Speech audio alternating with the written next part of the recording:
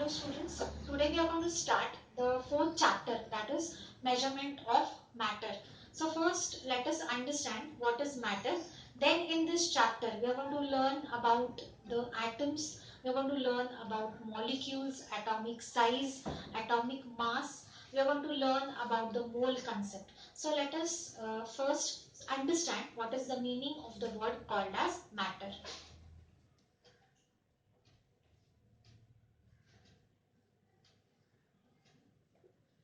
So now, what is matter? Matter is present around us, right? Matter is something which is made up of very tiny particles, which can be atoms or molecules.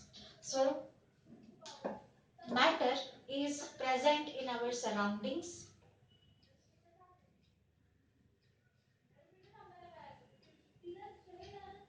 and matter is made up of very tiny particles.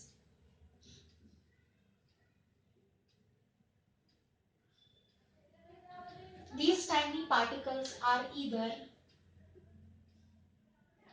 atoms or molecules. Okay. Now, different matter, it consists of elements as well as compounds. So there are certain laws in order to describe how the elements react with each other to form different types of compounds. So let us understand certain laws which are called as laws of chemical combination.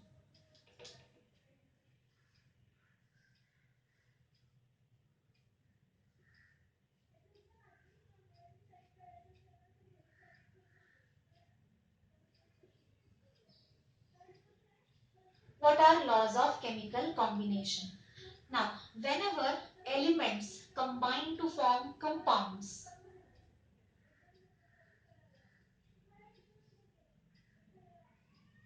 whenever elements combine or react to form compounds,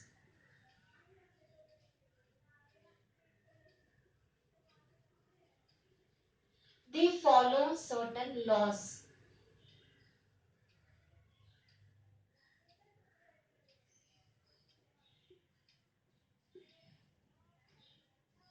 And these laws are called as laws of chemical combination. There are two such laws which we are going to study in this chapter. First is law of conservation of mass, and second is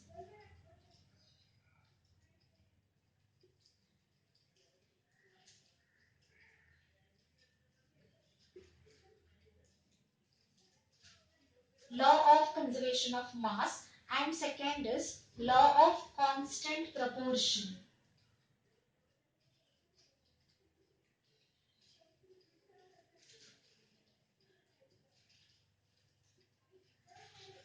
Okay, we'll repeat. Matter is anything that is surrounding us. It is solid, liquid, or gaseous. It is made up of tiny particles of atoms or molecules. According to the law of chemical combination, elements combine to form compounds, and they follow certain laws. These laws are called as law of chemical combination. Okay. Now there are two such laws which we are going to study. Law of conservation of mass or law of conservation of matter, and second is the law of constant proportion. So before we begin with these laws, I think let us have a quick understanding of what are elements, what are compounds. Okay, a quick difference of them, and then we can proceed with these laws.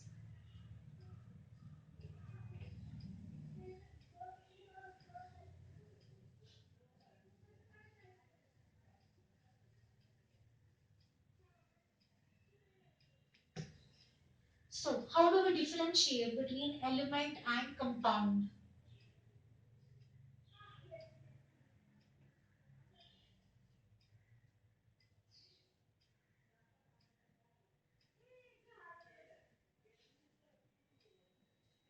First, element. Now let me give you some examples first. See, element के कौन से examples हैं? Examples of elements are hydrogen, oxygen. These are familiar to you all. Calcium, magnesium. These are all elements. Compounds, compounds के examples है H2O, that is water, CaO, calcium oxide. So these are some examples. Now let us understand what is exactly the meaning of element. So element consists of only one type of atom. Consists of only one type of atom.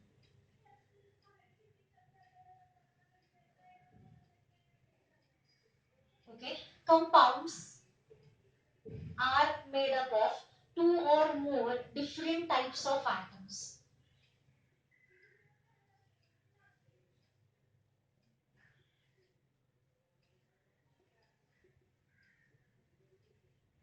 Now, for example, if you look at the element, it consists of only one type of atom. That means the element hydrogen will have all atoms only of hydrogen.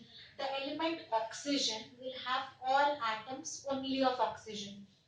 The compound water is having the atoms of hydrogen as well as atoms of oxygen. So water may there are two different types of atoms, right? It forms a compound. In calcium oxide there are two elements, two atoms, दो elements है उसके दो atoms है, calcium as well as oxygen. So it is called as calcium oxide. So it is a compound, right? Now, element. Can you further subdivide an element? The answer is no. So, element cannot be subdivided further. Cannot be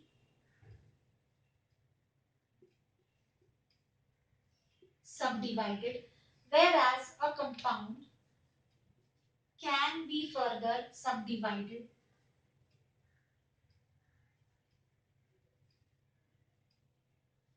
And if you divide a compound, then what you will get? Suppose you divide water, then you will get two elements, hydrogen as well as oxygen. That means you will get hydrogen atom and oxygen atom, right? So elements and compounds. So these are some differences. Elements are always represented by a symbol.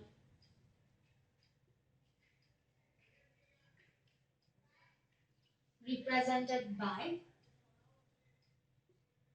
a symbol. For example, hydrogen element is written as H. Oxygen element is written as O. Calcium is written as Ca. Compound is represented by a molecular formula. Represented by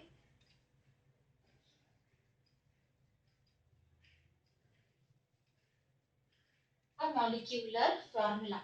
For example, H2O is the molecular formula of water. CaO is the molecular formula of calcium oxide.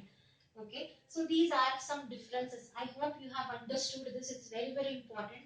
Now, the smallest particle of an element is called as an atom.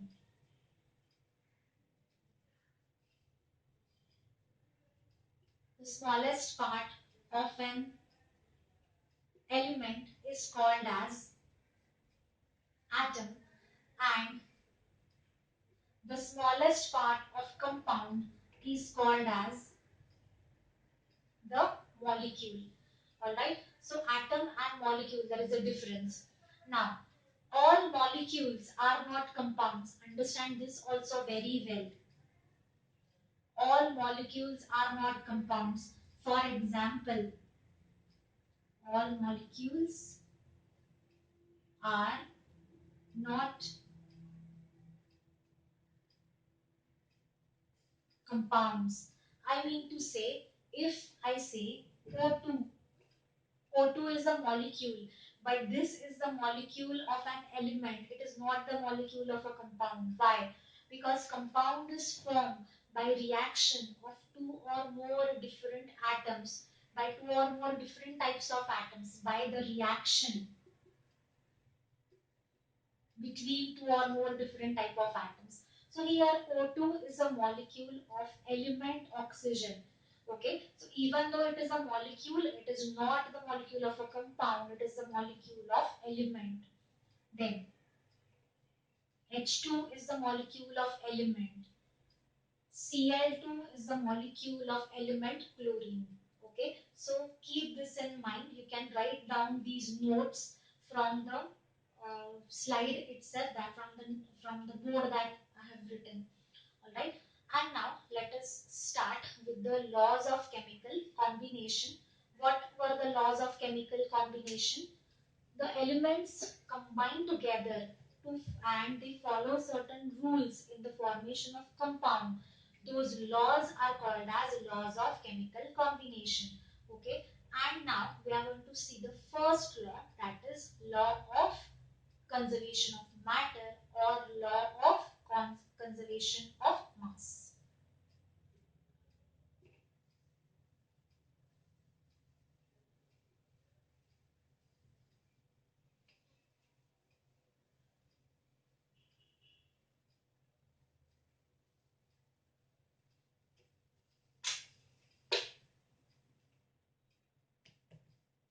So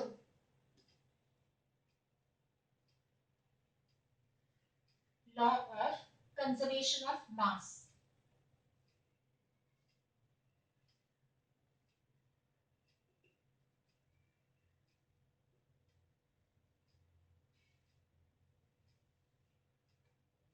The law of conservation of mass was given by Antoine Lavoisier.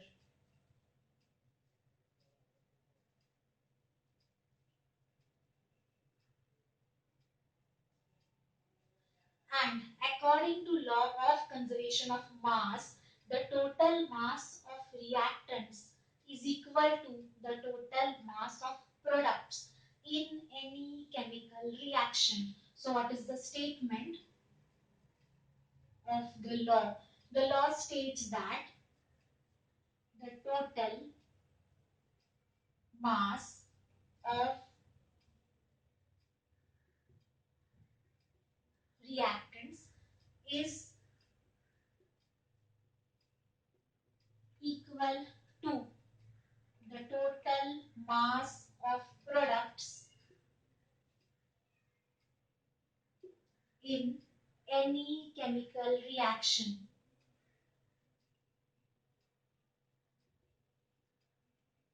In any chemical reaction. Also, it is known that the mass or matter is neither created nor destroyed. Matter or mass is neither created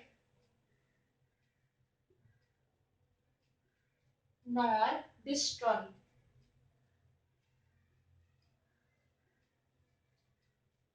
Now, we are going to prove this law. We have said that total mass of reactants is equal to total mass of products, but the question is how. So let us see how to prove this. Suppose I am taking one reactant as CaCO3. This is calcium carbonate. So let me write down over here.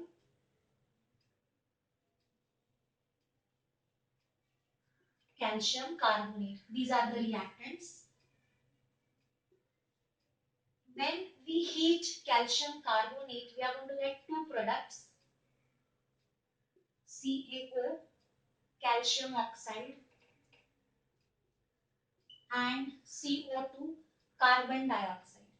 Okay, so these are the reactants and these are the products. Reactants, products. Now, how do I prove my law? For this, I will add the atomic masses of all the three. I'm going to add them. What I'm going to do? Add atomic masses. So, for that, I should know atomic mass of calcium is 40.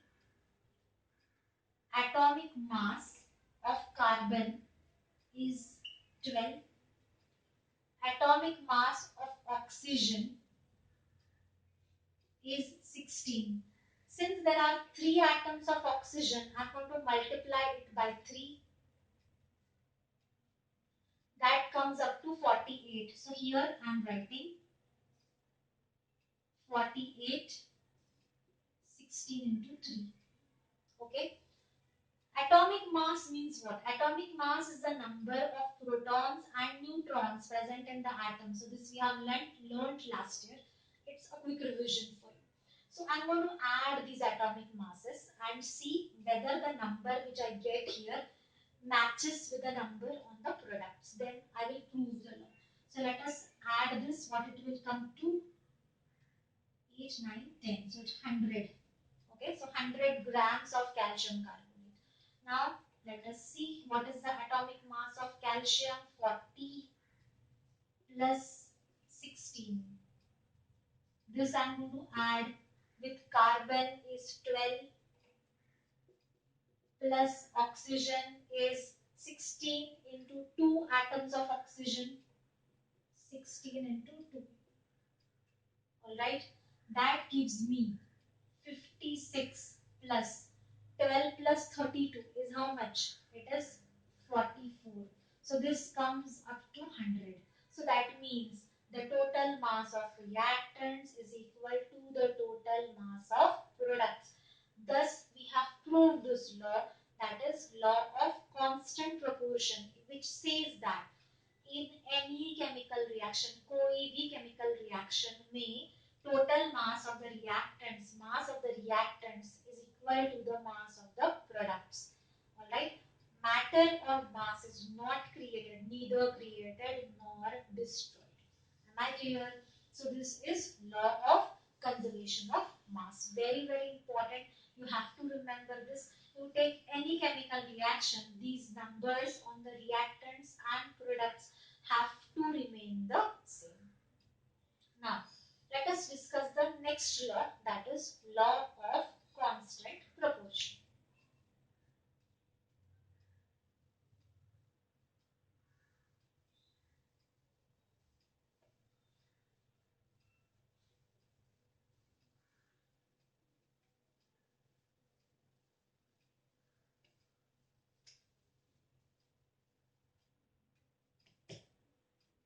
Law of constant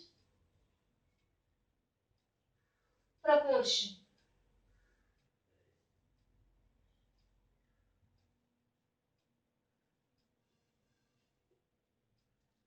Now, law of conservation of matter was given by Antoine Lavoisier.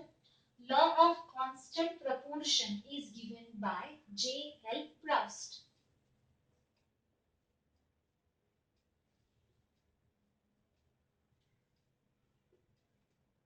And what does the law suggest? The law states that in any compound,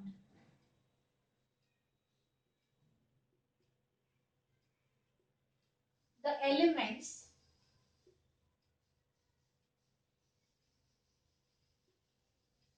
are always present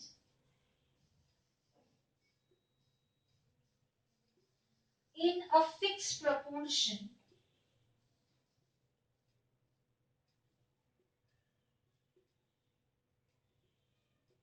by their mass. Or you can also say that in any compound, the elements combine to form a compound. When they do so, they are combining always in a fixed proportion by mass. This is very important. Fixed proportion by mass. What do we mean by this? Let us verify. For example, if I consider water, if I take water, let us find out the ratio of hydrogen and oxygen in water. Okay. Now, what is the atomic mass of hydrogen? So here I have to find out atomic mass of hydrogen. I know it is 1. You have to learn it. There are 2 atoms of hydrogen, so 1 into 2. Okay. So 2 parts of hydrogen combined with 1 part of oxygen. Oxygen's atomic mass is 16. So 2 is to 16. That is equal to 1 is to 8. That means in water, 1 gram of hydrogen will always combine with 8 grams of oxygen. 1 gram of hydrogen will always combine with 8 grams of oxygen. So if you take water of, if you want to still verify it, then what you have to do is you have to take 9 grams of water, and if you decompose this 9 grams of water, then what you will get? You will get 1 gram of hydrogen and 8 grams of oxygen. Okay, so it can be water from any source. It will always contain the elements in this fixed proportion only. Fine. If now one more example we'll take, suppose if you take the example of carbon dioxide, the molecular mass of carbon is 12, oxygen is 16. 16 into 2 is 32.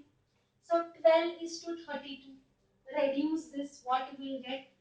4 3s are 12, 4 8s are 32. So in carbon dioxide, 3 grams of carbon combined with 8 grams of oxygen. This is in fixed proportion by their mass. Am I clear? So these are the two laws. Which are the two laws? Law of conservation of matter and law of constant proportion. These two laws come under the law of chemical combination. Okay, and lastly we'll quickly see the Dalton's atomic theory, which you have also done last year.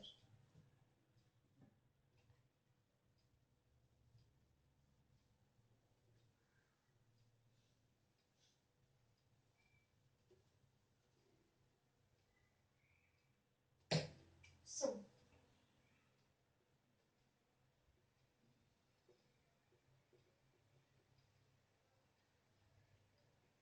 Dalton's atomic theory. Now according to Dalton, all matter is made up of tiny particles.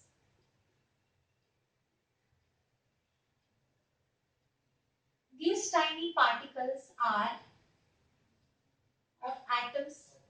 He even said that atoms cannot be further subdivided, cannot divide them further. Atoms of different elements are different.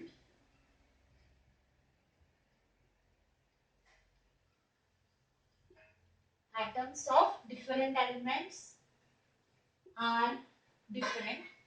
Okay. Atoms of same elements are same. They are similar in all aspects, shape, size, etc. Atoms of different elements combine to form compounds.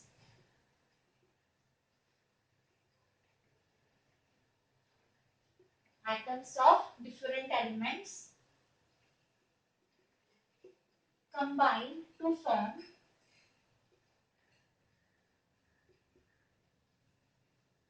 compounds. Okay. So this is Dalton's atomic theory. Alright. So I hope this part must be clear to all of you in today's lecture. Whatever we have discussed, we have discussed the difference, we have discussed what is matter, then we said difference between elements and compounds, then we talked about laws of chemical combination, two laws, conservation of matter, constant proportion, and then we have studied this Dalton's atomic theory. Okay, so if you have any doubts, then you can surely ask me on this, but please write this down from the board itself. Okay, thank you very much.